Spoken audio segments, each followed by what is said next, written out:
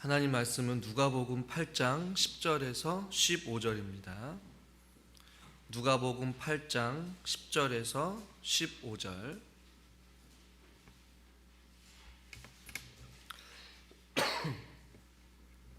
신약성경 103페이지에 있습니다. 누가복음 8장 10절에서 15절입니다. 교독하시겠습니다.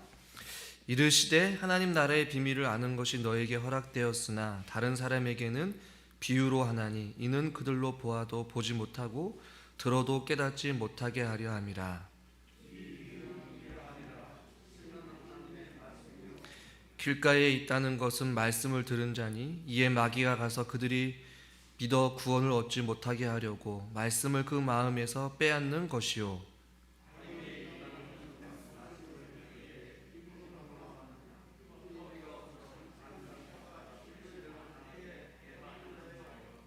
가시떨기에 떨어졌다는 것은 말씀을 들은 자이나 지내는 중 이생의 염려와 재물과 향락의 기운이 막혀 온전히 결실하지 못하는 자요. 좋은 땅에 있다는 것은 착하고 좋은 마음으로 말씀을 듣고 지키어 인내로 결실하는 자니라. 아멘. 우리 옆에 있는 분들과 같이 인사할까요? 구경꾼이 아니라 참여자로 예배드립시다.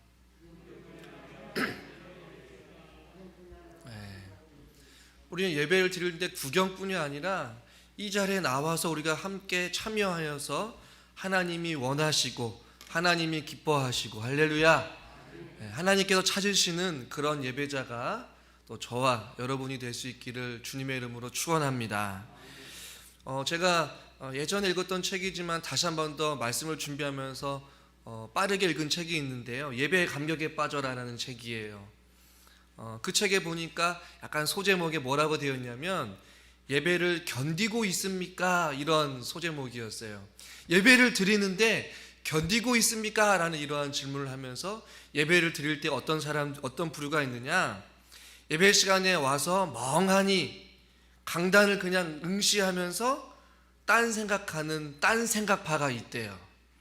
그리고 어떤 사람은 주보에 밑줄을 긋고 오타가 있는지 띄어쓰기가 틀렸는지 교정까지 보는 읽기파가 있대요. 그리고 졸면서 예배를 드리는 수면파도 있대요. 수면하는 사람들. 그리고 또 수시로 이 시계를 보면서 시간을 들여다보는 시간 절약파도 있고, 또 어떤 사람은 실속파가 있는데 어떻게 실속을 챙기느냐, 예배 시간에 성경 읽기로 나름 시간을 때우는 실속파가 있다라고 이야기를 해요. 또 제가 두 가지를 좀 더 추가했어요. 예배 시간에 핸드폰으로 시간을 때우는 스마트폰 중독파도 있어요. 그리고 또 어떤 사람이 있냐면 연기파인데요, 예배를 열심히 드리는 척 하는 그 연기파가 있다라는 것이에요. 고개를 끄덕이시는 분들은 아마 공감이 되는 분도 계실 것이고, 어떤 분들은 나와 전혀 상관없습니다라고 하는 계시는 분들이 있을지 모르겠어요. 이런 여러 가지 딴 생각을 하는 사람, 또 주보를 읽는 사람, 나름대로 성경을 예배 시간에 그냥 무작정 읽는 사람, 핸드폰을 손에 뗄 수 없어서 핸드폰을 가지고 있는 중독파가 있고, 예배를 잘 드리는 척 눈이 초롱초롱하지만 마음 가운데는 딴 생각을 하는 그런 연기를 하는 그런 사람들이 분명히 있겠지만 이 자리에는 없는 줄 믿습니다. 아멘을 안 하시네요. 구경뿐이 아니라 예배를 견디는 것이 아니라 거룩하고 복된 주일날 우리가 예배를 드릴 때에 기쁨이 넘치고 은혜가 넘치고 자발적으로 우리가 이 자리에 앉았다면 우리가 예배의 축제의 시간을 즐기는 것이에요. 참여하는 것이에요. 기쁨이 있는 것이고 은혜가 넘치는 것이고 감사가 넘치는 예배가 되기를 원합니다. 그래서 우리가 예배를 어떻게 준비해야 되는지 지난 시간에 말씀드렸고, 오늘은 말씀을 들을 때에, 예배를 드릴 때 우리가 어떻게 말씀을 받아야 되느냐, 혹은 어떻게 우리가 말씀을 잘 들어야 되느냐라는 것을 오늘 말씀을 통해서 좀 살펴보려고 해요. 오늘 우리 본문으로 돌아가면 이 본문은 우리에게 너무나도 익숙한 본문이죠. 땅에 뿌려지는 그 씨앗에 대한 어떠한 여러 가지 다양한 종류들의 밭을 이야기하는데 씨는 오늘 성경에 보니까 뭐라고 말씀하고 있어요? 11절에 이 비유는 이러하니라. 씨는 하나님의 말씀, 하나님의 말씀이 이제 선포되어지는 것이에요. 마치 농부가 씨를 가지고 가서 이 당시 팔레스타인 지역에 있는 다양한 곳에 씨를 뿌리게 되는 것이죠. 그것이 바로 오늘 우리가 읽은 본문에서 길가도 있고 바위도 있고 가시떨기도 있고 좋은 땅도 있다라는 얘기예요. 이 네 종류의 땅은 이 지역, 이 당시에 아주 다양하게 분포되어 있는 땅들을 이야기하는데, 마치 이 하나님의 말씀이 뿌려질 때에, 말씀이 선포되어질 때에 어떠한 마음 혹은 어떠한 밭에 어떠한 곳에 뿌려진에 따라서 그 결과가 천치만별이라는 것이에요. 그래서 저는 오늘 이 본문을 선택했어요. 간단하게 보면 우리 12절 본문 말씀을 같이 한번 읽어볼까요? 처음에 어떠한 곳에 뿌려지는지 한번 12절 읽읍시다. 길가에 있다는 것은 말씀을 들은 자니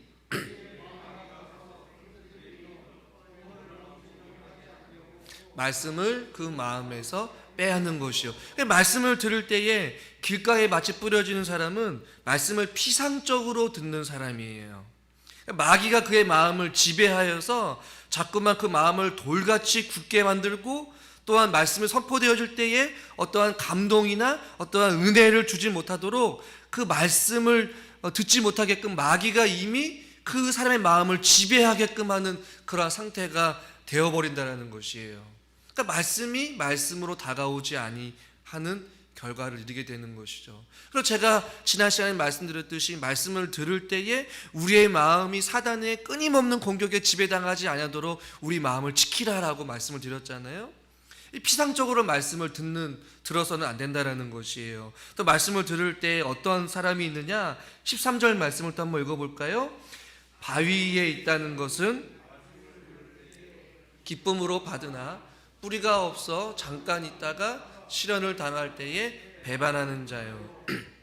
이런 사람은 말씀에 쉽게 감동을 받아요. 말씀이 너무나도 재미나기도 하고 즐겁기도 하고 말씀이 귀에 쏙쏙 들어온 것 같아요. 그러나 쉽게 감동을 받지만 그 말씀에 저항하는 경우예요.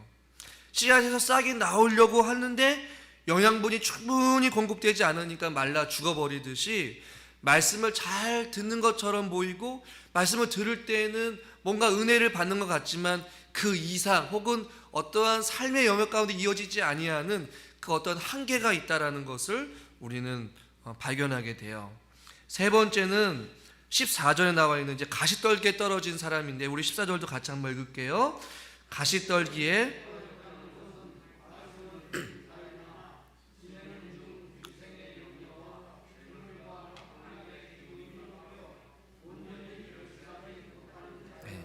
이 가시에 떨어졌다는 얘기는 절반만 하나님의 말씀에 기울이는 사람, 한쪽은 세상으로 향해 있고 한쪽은 하나님께로 향해 있는, 그래서 하나님과 세상 사이에서 머뭇 거리다가 하나님의 말씀을 절반 어느 정도는 믿다가 부분적으로 어떠한 삶에 박해가 오거나 어려움이 있거나 그럴 때는 신앙을 과감하게 내려놓는, 어떠한 마음이 흐트러지고 중심을 갈피를 못 잡는 머뭇거리고 망설이면서 듣는 사람들을 이러한 사람들로 표현하고 있는 것이죠. 마지막으로 좋은 땅에 뿌려진 사람들은 15절에 이렇게 말씀하고 있어요. 또 한번 같이 읽읍시다. 좋은 땅에 있다는 것은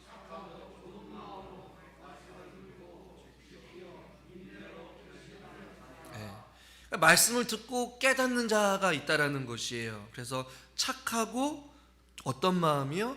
좋은 마음으로 말씀을 들으라 라고 오늘 성경 우리에게 말씀해 주고 있는 것이에요. 그래서 우리가 하나님의 말씀을 집중해서 잘 들을 때 어떠한 마음으로 어떤 자세로 이 자리에 여러분들이 앉아서 예배를 드려야 되느냐? 첫 번째는 바로 깨닫는 마음으로 들으라 라는 것이에요. 깨닫는 마음을 가지고 듣기 위해서는 우리의 마음이 착하고 좋은 마음, 열린 마음, 준비된 마음으로 저와 여러분들이 주의 말씀을 들어야 될 줄 믿습니다. 이것은 오늘 성경에 말하는 비유인 것처럼 좋은 땅 혹은 옥토밭의 그 마음으로 우리가 주님 전에 나와야 된다는 것이에요. 제가 예배 시간에 묵상 기도를 할 때에 처음에 했던 것이 무엇입니까? 주의 궁정이 어찌 그리 사랑스러운지요 라고 말하잖아요. 성전에 올라가는 그 고라의 자손들이 성전으로 올라가는데 주의 궁전을 생각할 때에 주님의 말씀이 있고 주님의 은혜가 넘치고 주님의 영광이 임하는 그 성전에 가는 그 발걸음이 얼마나 기쁘고, 주의 성전을 바라볼 때마다 주의 성전에 앉아있을 때가 얼마나 기쁘고 사랑스러운지요라는 그런 고백과 같이 우리들의 말씀을 들을 때에, 예배를 드릴 때에, 특별히 설교 시간에 주의 생명의 말씀이 선포되어질 때에 그 말씀을 착한 마음, 좋은 마음, 열려있는 마음을 가지고 그 말씀이 깨닫기를 원하는 그 깨닫는 마음을 가지고 저와 여러분 들을 때에 우리들의 마음의 심령에 그 말씀이 심겨지고 마치 30배, 60배, 100배의 열매를 맺듯이 놀라운 하나님의 말씀이 저와 여러분의 심령 가운데 열매를 맺을 수 있기를 저는 주님의 이름으로 간절히 축원합니다. 두 번째는 어떤 마음으로 들어야 되느냐? 오늘 본문에 나와 있지 않지만 집중해서 들어야 한다라고 저는 말씀을 드리고 싶어요. 자막이 안 나오고 있는데 한번 따라해 볼까요? 집중해서 들읍시다. 네. 하나님 말씀을 들을 때 우리들이 다른 생각을 하는 것이 아니라 온전히 하나님 말씀에만 집중하는 그러한 삶을 살아가야 돼요. 누가복음 19장 48절에도 이렇게 말씀하고 있어요. 우리 자막을 통해서 같이 한번 읽어볼까요? 백성이 다 그에게 귀를 기울여 들으므로 어찌할 방도를 찾지 못하였더라. 하나님께서, 예수님께서 성전에서 날마다 말씀을 가르칠 때에 많은 사람들이 예수님을 잡아가려고 하지만 백성들이 예수님한테 다 귀를 기울여서 집중하여서 주의 말씀을 들었다라고 말씀하고 있어요. 하나님의 말씀을 들었을 때에, 하나님의 말씀에 귀 기울이고 집중할 때에 하나님께서 그 사람들의 마음을 열리게 해주시고 그것으로 하여금 놀라운 역사를 이루게 된다는 것을 우리는 알게 된다는 것이에요. 사도행전 16장 14절에 보면 루디아라는 사람이 있는데요, 이 사람이 바울이 하나님의 말씀을 선포할 때에 어떻게 됐느냐? 우리 16장 14절 말씀을 같이 한번 읽어볼까요? 두아리아 시내에 있는 자색옷감 장사로서 하나님을 섬기는 루디아라 하는 한 여자가 말을 듣고 있을 때에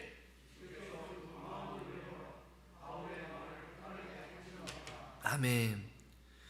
그 루디아라는 사람이 하나님의 말씀을 듣고 있을 때에, 집중해서 그 말씀을 듣고 있었을 때에 하나님께서 그 사람의 마음을 어떻게 하셨다고요? 열어주셨다라고 말씀하고 있어요. 그리고 바울의 말을, 하나님의 말씀을 따르게 한지라, 순종하게 한지라 라고 말씀하고 있는 것이에요. 하나님 말씀을 들을 때에, 그렇기 때문에 우리는 집중해서 하나님의 말씀을 들어야 될 줄 믿습니다. 그래서 저는 이렇게 표현하고 싶어요. 설교를 듣는 것을 여러분의 생사의 문제로 간주하는 어떤 그런 태도를 가지고 들으십시오 라고 권면하고 싶어요. 하나님의 말씀을 들었을 때에 우리의 생사의 문제가 왔다 갔다가 할 정도의 어떤 집중력과 고도의 어떠한 하나님을 향한, 말씀을 향한, 주님을 향한 어떤 간절한 기대감과 사랑하는 마음을 가지고 집중해서 여러분들이 예배에 임할 수 있기를 저는 주님의 이름으로 축원합니다. 예수님께서도 너희가 어떻게 들을까 스스로 삼가라, 조심해라, 경계해라 라고 말씀하고 있거든요. 그러니까 예배 시간에 헛된 생각에 우리가 생각에 빠져 있어서는 안 된다는 것이에요. 제가 말씀드렸죠. 지금도 이 시간에 사단은 계속해서 여러분의 그 마음을 지배하려고 말씀을 듣지 못하도록 계속해서 여러분들을 지금 공격하고 있다라는 얘기죠.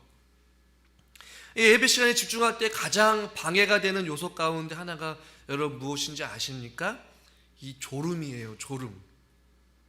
다른 여러 가지 많은 환경적인 요소가 있어요.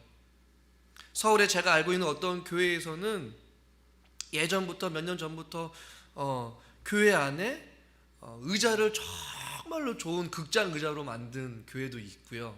어떤 교회는 사람들이 많이 있어서 공기가 부족하기 때문에, 또 공기가 탁하기 때문에 사람들이 그 밀집된 공간에서 졸 수가 있어서 곳곳에 공기청정기를 놓고 심지어 산소까지도 교회 건물 안으로 공급해 하는 그런 교회도 있어요. 여러분 왜 그럴까요?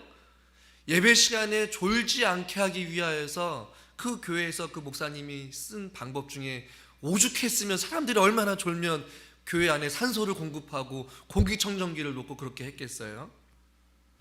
이 설교 시간에 조는 사람에 대해서 청교도 신학자는 어떤 사람 이런 이야기를 하는데, 하나님 앞에 예배를 드리면서 조는 사람은 하나님 앞에 심각한 신성 모독을 하는 사람이다 라고 표현할 정도로 예배 시간에 꾸벅꾸벅 조는 것을 굉장히 경계하라고 말씀하고 있어요. 졸고 있는 어떤 자기 자신의 상태를 오래도록 방치하는 것은 우리 영혼에 굉장히 위험한 일이라고 저는 말씀을 드리고 싶어요. 그래서 청교도 사람들은 예배를 드릴 때에 예배 시간에 조는 자들을 깨우기 위해서 곳곳에 사람들을 세워놓고 이렇게 나무 막대기에 손뭉치를 놓고서 조는 사람이 있으면 가서 톡톡 찌르면서 그렇게 예배를 드렸다라고 이야기를 해요. 이게 얼마나 그 예배를 드리는 데 있어서 그렇게 했겠어요. 한두 번 너무나 피곤해서 졸 수는 있지만 그 조는 것이 습관이 되면 예배에 집중할 수가 없다라는 것이에요. 제가 어떻게 해서든지 우리 성도님들 말씀을 들을 때에 쉽게 설명하기 위하여서 부단히도 애쓰고 노력 쓰는데, 그 와중에도 졸고 계시다가 깜빡 졸면 설교가 후다닥 지나간단 말이에요. 제가 좋아하는 위대한 설교자 중에 조지 휘필드라는 목사님이 계시는데, 그 목사님은 야외에서 수많은 사람들에게 돌아다니면서 하나님의 말씀을 전하기도 하였어요. 너무나도 유명한 설교가이고 명설교가인데, 설교할 때에 중간에 어떤 사람이 꾸벅꾸벅 졸고 있는 것이에요. 그 휘필드 목사님이 도저히 안 되겠다 싶어가지고 설교를 하다 말고 중간에 내려왔어요. 그리고 그 졸고 있는 사람한테 가서 이렇게 이야기를 했습니다. 당신이 지금 졸고 계십니까? 정중하게 이야기를 했어요. 그러면서 만약에 설교 시간에 하는 그 말이 그 휘필드 내가 하는 말이라면 얼마든지 주무셔도 좋습니다. 하지만 하나님이 말씀하시는데 어떻게 당신이 졸 수 있습니까? 라고 이야기를 하자 그 졸고 있었던 사람이 눈이 번쩍 떠서 하나님의 음성이라고 생각하고 다시는 예배 시간에 졸지 않았다라고 이야기를 했어요. 휘필드 목사님도 오죽했으면 설교 시간에 설교를 멈추고 내려가서 그 사람한테 그런 이야기를 했겠어요? 그만큼 설교 시간에 예배에 집중하는 것은 그렇게 결코 쉬운 일이 아니라는 것이에요. 순간 딴 생각하면 꾸벅꾸벅 졸게 되고, 순간 딴 생각하게 되면 우리의 마음이 빼앗기게 되어서 설교의 은혜를 받을 수 없다라는 것이죠. 그래서 그 전날 최상의 컨디션으로 우리가 몸을 유지하고 예배 시간에는 가장 좋은 컨디션에서 눈을 부릅뜨고 귀를 쫑긋하고 하나님의 말씀을 집중해서 들을 수 있는 어떤 그러한 연습을 할 수 있기를 주님의 이름으로 축원합니다. 그래서 설교를 집중해서 들을 때에 절대적인 것은 아니지만 설교를 할 때 메모를 하는 사람들에게도 참 많은 유익이 있을 수도 있어요. 설교를 할 때마다 기억력이 없기 때문에 열심히 적으면서 하나님의 말씀을 기억하고 집중하는 사람들이 있어요. 그것은 설교를 듣는 데 있어서 굉장히 좋은 방법이기도 해요. 그러나 주의할 것은 설교 그 필기하는 것 자체의 목적을 두고 하다 보면 결국에는 설교를 경청하는 데에 방해가 될 수 있기 때문에 그것도 굉장히 조심해서 해야 된다는 것이죠. 그리고 만약에 앉아 있어서 예배를 드리는 것이 너무나도 평안하여서 꾸벅꾸벅 졸고 싶으시다면 일어나셔서 뒤에서 예배를 드리셔도 돼요. 우리 이화정 권사님은 몸이 좀 불편하셔서 서서 계시지만 권사님은 절대 졸 수가 없어요. 왜요? 서서 조는 경우가 극히 드물기 때문에 그래요. 스스로 우리가 집중하기 위해서는 여러분의 컨디션과 그 다음에 여러분의 상태를 잘 분별하여서 여러분들이 예배를 드릴 수 있기를 바랍니다. 할렐루야. 세 번째로 우리가 해야 될 것은 한번 따라해 볼까요? 복종하는 믿음으로 들으십시다. 복장이 아니라 복종인데요. 복종하는 믿음. 설교를 들을 때에 복종하지 않고 듣지 않은 경우들이 있어요. 그래서 복종이라는 말은 좀 순종이라는 말로 바꾸고 싶기도 하지만 하나님 말씀에 순종하지 않는 마음을 가지고 들으려는 사람들이 있어요. 어떤 경우들이 있느냐? 말씀이 이해가 안 될 때예요. 말씀을 선포하는데 말씀에 대한 어떤 무지함 속에서 깨달음이 없어요. 도대체 그 말씀이 나에게 무슨 상관이 있느냐라는 것이죠. 하나님에 대한 무지와 하나님에 대한 말씀에 대한 무관심 때문에 예배를 그냥 버티는 거예요. 목사님 설교 곧 끝나겠지, 이제는 3번째니까 4번째는 끝나겠지, 이런 생각을 가지고 말씀을 들을 때에 전혀 순종하고 기울여는 마음이 없이 듣는 경우들이 있다라는 것이죠. 또한 말씀을 들을 때에 순종해야 될 이유를 못 찾을 때에 말씀을 들으려 하지 않아요. 공감이 안 될 때죠. 자신과 상관없는 이야기라고 그냥 듣지 않는 경우들도 있고, 또 한편으로는 목사님, 나는 이 말씀과는 전혀 상관없이 나는 너무나도 신앙생활 잘하고 있습니다. 이 말씀은 나에게 해당되는 것이 아니라 다른 사람, 저 집사님, 저 권사님, 저 장로님에게 해당되는 거기 때문에 나랑은 아무런 상관이 없습니다라고 딱 단정 짓고 그냥 귀를 닫아버리고 순종하지 않는 경우들이 있어요. 지금 이 시간에도 말씀에 대한 반감을 가지고, 목사님, 나는 그 누구보다도 설교를 잘 들을 수 있고 누구보다도 하나님 말씀을 잘 알고 있습니다라고 하면서 조용히 눈을 감고 묵상하는 분들이 계셔요. 굉장히 교만한 사람들인 것이죠. 또 하나님 말씀을 순종하는 믿음을 가지고 듣지 않는 경우가 어떠한 경우냐, 이것은 굉장히 많은 부분들에게 또 해당되는 부분이기도 하지만, 이 목회자와의 관계 속에서 목회자의 연약한 모습들로 인하여서 시험에 들었을 때, 혹은 관계가 깨어졌을 때, 혹은 강단에서 선포되는 어떤 설교자와의 관계, 혹은 설교자의 연약한 부분들로 인하여서 마음이 안 들었을 때에 설교 말씀이 들리지 않는 것이에요. 어떤 목회자의 일상적인 삶이 너무나도 오픈이 되어 있다 보니까 목회자인 저도 실수를 할까요, 안 할까요? 저는 완벽한 사람이 아니거든요. 실수하기도 하고 넘어지기도 하고 또 잘못할 수도 있어요. 그럼에도 불구하고 말씀을 전할 때에 어떻게 목사님이 저럴 수가 있어, 어떻게 목사님이 내 인사를 안 받을 수가 있어, 어떻게 목사님이 나한테 이럴 수가 있어, 이런 식으로 생각하다 보면, 사람을 보다 보면 말씀에 집중할 수가 없다라는 것이죠. 사람보다 저와 여러분들이 말씀에 귀를 기울이시고 그 말씀을 존중하고 사랑하고 마음에 새길 수 있는 복종하는 믿음을 가지고 여러분들이 하나님 말씀을 들을 수 있기를 저는 주님의 이름으로 축원합니다. 제가 좋아하는 리차드 백스터 목사님이 이런 이야기를 했는데요. 책에서 어떤 이야기를 하느냐, 말씀을 듣는 자세에 성령의 모든 문장은 신적인 타월성이 있다라는 표현을 쓰면서, 심지어 나쁜 사람 혹은 연약한 사람이 그 성경을 읽어줄 때에도 거룩한 영혼은, 즉 하나님의 말씀을 순종하는 마음을 가지고 복종하는 믿음으로 귀 기울일 때에 거룩한 영혼은 성경을 통해 유익을 얻을 수 있다라고 말하고 있어요. 그러니까 강단에서 선포되는 설교자가 비록 연약하고 허물투성이고 부족한다 할지라도 그 강단에서 선포되어지는 그 말씀이 하나님의 말씀이라면 그 말씀을 통해서 선포되는 말씀 가운데에 거룩한 영혼, 순종하려는 그 마음을 가지고 복종하는 믿음을 가지고 하나님의 말씀을 듣는 그 사람에게는 무엇이 있다라는 얘기예요? 유익이 있고 은혜가 있고 하나님의 역사가 일어난다라고 말하고 있는 것이에요.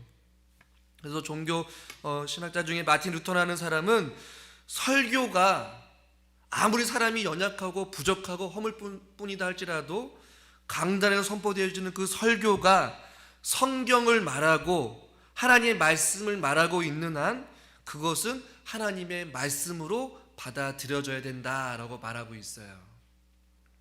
그러니까 여러분들이 기도하실 때에 부족한 저를 위해서도 기도해 주시고, 또 저도 말씀대로 잘 살아갈 수 있도록 위해서 여러분들이 기도해 주시기를 바랍니다. 할렐루야. 이 하나님의 말씀을 가볍게 여기고 또 강단에서 선포되는 그 말씀을 복종하는 마음 혹은 순종하는 믿음으로 듣지 않았을 때에 성경의 역사를 보면요, 하나님의 말씀을 경홀히 여기거나 또 무시하고 듣거나 순종하지 않는 경우들의 결과들이 얼마나 무서운지를 우리는 너무나도 잘 알고 있지 않습니까? 하나의 예로 소돔과 고모라 땅을 하나님께서 심판하실 때에 롯과 그의 가족들로 하여금 절대로 뒤를 돌아보지 말라라고 하나님께서 분명히 말씀하셨어요. 그런데 결국에는 롯의 아내가 뒤를 돌아보다가 지극히 사소한 것 하나의 행동이었지만 하나님의 말씀에 불복종하였을 때에 그 자리에서 소금 기둥이 되게 되는 그러한 결과를 초래하게 되었어요. 그러니까 즉 우리가 하나님의 말씀을 들을 때에 그 말씀 한마디 한마디가 지금도 살아있고 운동력이 있어서 여러분의 심령을 쪼개기도 하고 여러분의 마음에 감동을 주기도 하고 때로는 여러분의 마음 가운데 찔림을 주기도 하고 여러분의 마음 가운데 어떠한 은혜를 줄 때에 그 말씀을 그냥 가볍게 여기지 말라는 것이에요. 그 말씀을 주님 내가 여기 있습니다, 내가 그 말씀에 순종하겠습니다 라는 그런 순종의 믿음으로 들을 때에 여러분 가운데 역사가 일어나게 될 줄 믿습니다. 그래서 야고보서 1장 21절에 이렇게 말씀하고 있어요. 우리 같이 한번 자막을 통해서 같이 한번 야고보서 1장 21절 읽어보겠습니다. 그러므로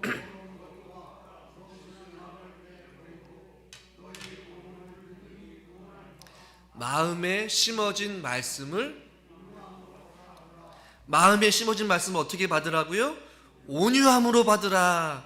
복종하는 믿음으로 들으라. 순종하는 마음으로 들으라. 주님 내가 여기 있습니다, 내가 듣겠습니다, 나에게 하신 말씀이구나, 아멘 아멘, 주님 내가 듣겠습니다. 이러한 온유한 마음, 그 말씀을 조언과 책망과 어떤 바르게 함과 의로 교육에 유익한 그 하나님의 말씀을 여러분이 들을 때에 온유함으로 내가 기꺼이 내가 듣겠습니다 라고는 마음을 가지고 들어야 한다는 얘기예요.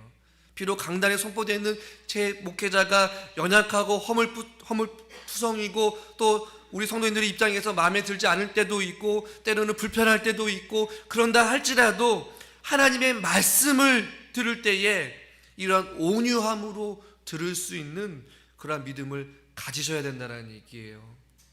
목회를 하면서 어떤 목회자와 성도들 간의 깨어진 관계 속에서 강단에서 선포되는 말씀 가운데 아예 처음부터 귀를 닫고 예배를 그냥 성경책을 덮어버리고 팔짱을 딱 끼고 어디 성경 얼마나 잘하나 보자 이렇게 두고 보는 사람들을 저는 수도 없이 강단에서 보게 되었어요. 물론 저를 향한 그런 모습은 아니었지만 뒷모습을 보면 늘 언제나 목회자에 대한 불만이 있는 사람들은 아예 귀를 닫아버리고 눈을 감고 있는 경우들도 보게 되었어요. 결국에는 한번 가슴에 손을 얹고 내 손해입니다. 한번 따라해볼까요? 내 손해입니다. 우리 옆에 있는 분들한테 이야기하세요. 손해보지 맙시다. 여러분 손해보는 거 싫어하시잖아요. 이 자리에 와서 예배를 드리는 데에 사람을 보고 예배를 드리면 여러분 은혜를 받지 못해요. 그러나 우리의 어떤 연약한 모습들은 감춰주시고 선포되는 말씀 가운데에 온유함으로 들을 때에 그 말씀을 통해서 우리 안에 은혜가 넘치는 것이에요. 그러니까 말씀을 준비하면서 단위에서는 저는 오죽하겠어요. 저도 잘 듣지 못하고 잘 살지 못해요. 그러나 강단에서 여러분들에게 권면하고 충고하고 또 찔림이 있고 말씀을 통해서 또 함께 나눌 때에 그 말씀을 전하는 저는 오죽하겠냔 말이에요. 그렇지만 하나님께서 또 주신 사명이 있기 때문에 이 자리에서 같이 말씀을 나누고 때로는 제 연약함을 성도님들한테 공개하기도 하고 또 기도 제목으로 나누기도 하면서 같이 하나님의 말씀을 온유함으로 받으면서 은혜의 자리로 나가는 것이에요.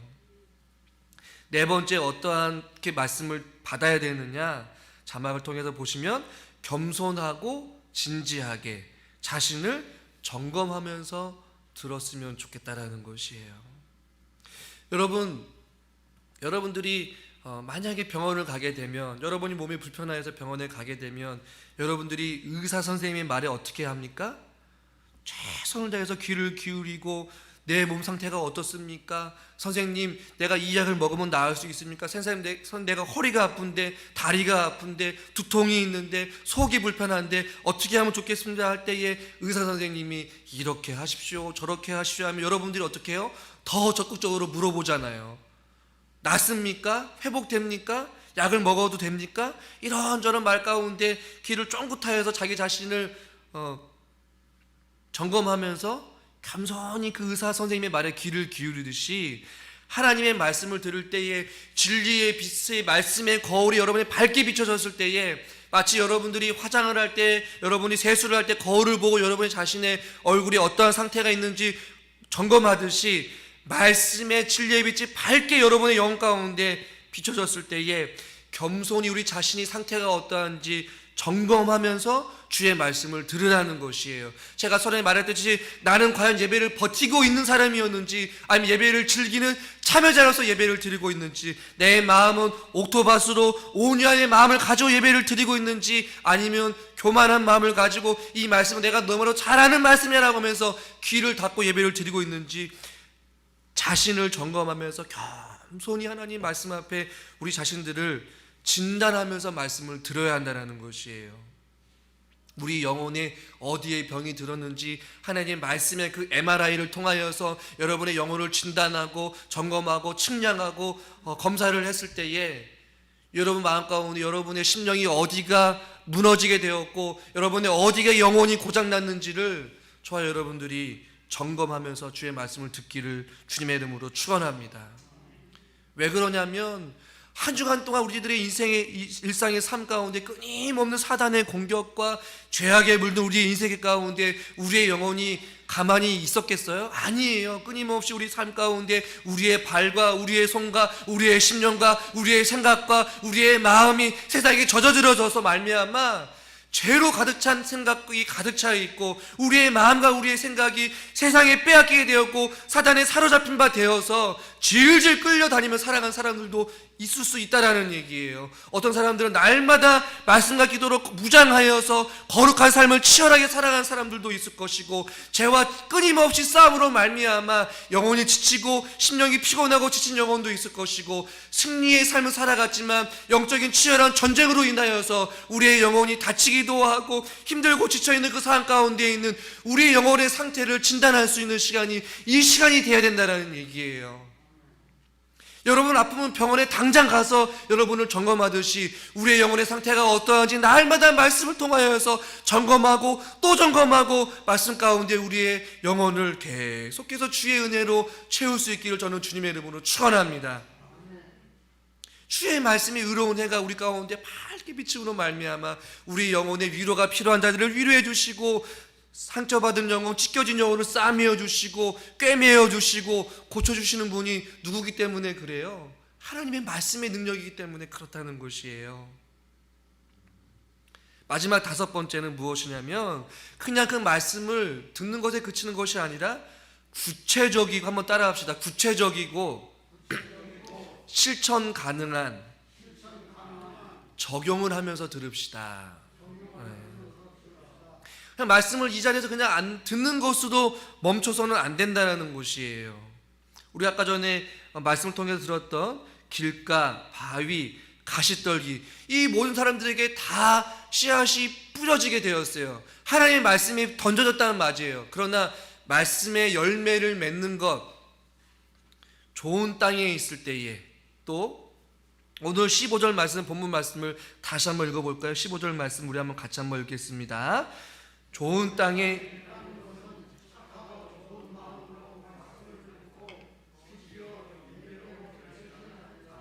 아멘. 말씀을 어떻게 한다고요? 듣고 그 다음에 뭐라고 말씀하고 있어요? 지키어. 여기서 말하는 지킨다라는 것은 제가 구체적이고 실현 가능한 어떤 삶에 적용을 하면서 들으라는 것이에요. 그래서 로버트 번즈라는 사람은 이런 이야기를 했어요. 성령께서 그의 말씀을 나의 삶과 나의 가슴에 적용시키시기를 기도해라 라고 말하고 있어요. 하나님의 말씀이 나의 삶과 나의 가슴에 적용되어져서 내가 어떻게 구체적으로 이렇게 하나님의 말씀을 잘 들어야 될지 여러분의 각자 상황에 맞게 실천 가능한 적용을 하라는 것이에요. 내가 글씨를 조금 쓸 수 있으면 어떻게 실천해 보는 것이에요?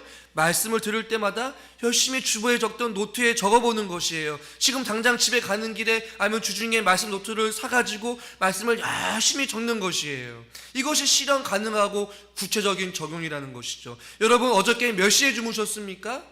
어떤 상태로 하루를 보내셨습니까? 적용해 보는 것이에요.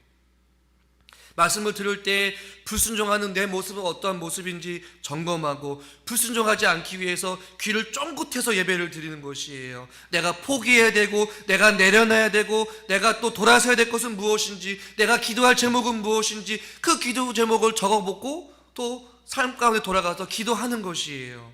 이것은 이제 다음 시간에 말씀을 듣고 난 이후에 우리 한 주간의 삶이 어떻게 되는지를 말씀을 통해서 적용해 보겠지만, 우리는 말씀을 통해서 말씀을 듣는 것에 그치는 것이 아니라 그 말씀을 지키기 위해서 우리가 실천 가능하고 구체적인 어떤 삶의 적용을 우리가 반드시 해야 될 줄 믿습니다. 그래야 여러분의 삶의 변화가 있고요, 인격의 변화가 있고요, 하나님의 말씀의 역사가 일어나게 되고요, 여러분의 충만한 하나님의 은혜를 받아 누리게 될 줄 믿습니다. 그래서 삶의 귀한 인내의 결실을 맺을 수 있다라는 것이에요. 저는 우리 사랑하는 성도님들 한 분 한 분이 말씀을 통하여서 귀한 하나님의 열매를 주렁주렁 맺을 수 있기를 주님의 이름으로 간절히 축원합니다. 우리 표가 다시 힘을 내게 해서 선하는 것이 무엇입니까? 우리의 예배의 삶을 주일 예배 시간을 통하여서 점검해보고 다시 한 번 더 우리가 영적으로 갱신하는 것이에요. 가장 기초적인 이 예배 생활, 말씀을 듣고 행한 어떤 삶에 이어지는 기본적인 예배 생활부터 우리가 바뀔 때에 다시 한 번 더 우리의 심령이 새로워지고 우리 교회가 또 우리 각자 개인이 주님 앞에 샘을 얻고 돌아감으로 말미암아 우리가 날마다 주님 안에서 주시는 풍성한 은혜를 받아 누릴 수 있기를 주님의 이름을 간절히 축원합니다. 여러분 삶 가운데 구체적이고 실천 가능한 것들을 실제적으로 적용하는 한 주가 될 수 있기를 소망합니다. 기도하겠습니다. 하나님 아버지, 우리가 예배를 버티는 자가 아니라, 예배를 견디는 자가 아니라 예배 시간을 통하여서 참여하고 또 하나님 찾으시는 예배자가 되어서 기쁨으로 즐겁게 하나님을 예배하고 찬양하는 우리들이 되기를 원합니다. 말씀을 들을 때에 말씀을 들을 수 있는 착하고 좋은 마음을 가지고 우리가 듣게 하여 주시옵소서. 하나님, 우리가 우리의 생각이 마귀에게 사로잡히지 않게 해주시고 집중하여서 하나님 말씀에 귀 기울이는 자들이 되기를 원합니다. 또한 그 말씀을 들을 때에 복종하는 믿음으로 또 겸손하고 자기 자신을 점검하면서 구체적이고 실현 가능한 것들이 무엇인지 또 기도 제목으로 삼고 또 말씀을 들을 수 있는 우리 모두가 되게 하여 주시옵소서. 들을 귀 있는 자들은 삼가 들으라 라고 말씀하신 예수님의 말씀과 같이 우리가 귀를 쫑긋하여서 하나님 말씀에 귀 기울일 수 있는 자들이 되게 하여 주시옵시고, 하나님의 말씀을 잘 듣고 순종의 삶까지 이어지는 우리 모두가 되게 하여 주시옵소서. 예수님의 이름으로 기도드리옵나이다. 아멘. 찬송가 500